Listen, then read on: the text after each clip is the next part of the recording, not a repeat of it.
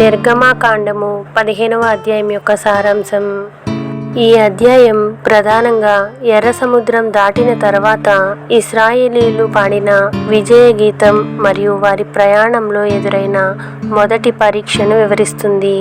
మోషే కీర్తన. దేవుడు ఐగుప్తీయులను ఎర్ర సముద్రంలో ముంచివేసి తమను రక్షించినందుకు మోషే మరియు ఇశ్రాయేలీలు దేవుని స్తుతిస్తూ విజయ గీతం పాడారు. దేవుని శక్తి, పరిశుద్ధత మరియు రక్షణను ఇందులో కొనియాడారు. మిరియాము నృత్యం. మోషే సహోదరి అయిన మిరియాము తంబురు పట్టుకుని స్త్రీలతో కలిసి నృత్యం చేస్తూ దేవునికి స్తుతులు చెల్లించింది. మారా చేదు నీరు. ఇశ్రాయేలీలు షూరు అరణ్యంలో 3 రోజులు ప్రయాణించిన తర్వాత మారా అనే ప్రాంతానికి చేరుకున్నారు.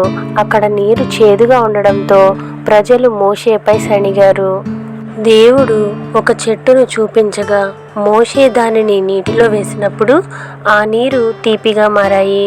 అక్కడ దేవుడు వారిని స్వస్థపరిచే దేవునిగా యెహోవా రఫాగా బయలుపరుచుకున్నాడు. ఎలీము విడిది. ఆ తర్వాత వారు 12 నీటి బుగ్గలు 70 ఈత చెట్లు ఉన్న ఎలీముకు చేరుకుని అక్కడ విడిది చేశారు.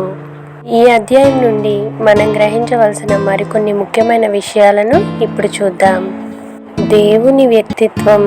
దేవుడు సూర్యుడు, పరిశుద్ధుడు మరియు అద్భుతాలు చేసేవాడని ఈ అధ్యాయం స్పష్టం చేస్తుంది. భయకంపితమైన అన్యజనాలు. ఐగుప్తీయులకు జరిగిన శిక్షను చూసి ఫిలిష్తీయులు, మోయాబీయులు, ఎదోమీయులు భయంతో వణికిపోయారని కీర్తనలో పేర్కొన్నారు. ఆరాధనలో మొదటి స్త్రీ ప్రవక్త. మిరియామును బైబిల్లో మొదటిసారిగా ప్రవక్తి అని ఇక్కడ సంబోధించారు. ఆరోగ్య నిబంధన. దేవుని ఆజ్ఞలను పాటిస్తే ఐగుప్తీయులకు రప్పించిన రోగాలలో ఏదీ రానివ్వనని యెహోవా దేవుడు వాగ్దానం చేశాడు. నమ్మకత్వపు పరీక్ష.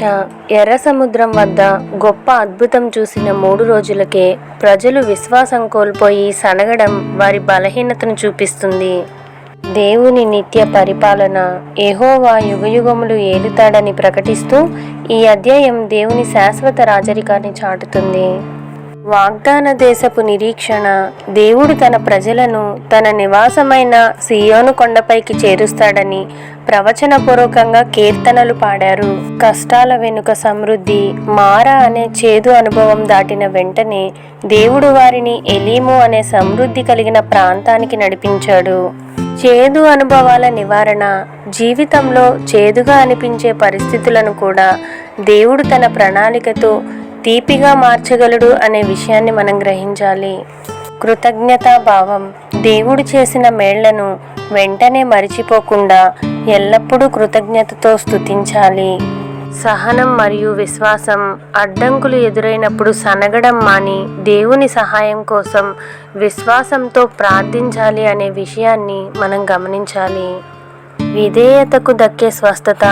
దేవుని మాట విని ఆయన ఆజ్ఞలను పాటించినప్పుడు ఆయన మనకు శారీరక, ఆత్మీయ స్వస్థతలను ఇస్తాడన్న విషయాన్ని కూడా మనం ఈ అధ్యాయం నుండి గ్రహించవచ్చు.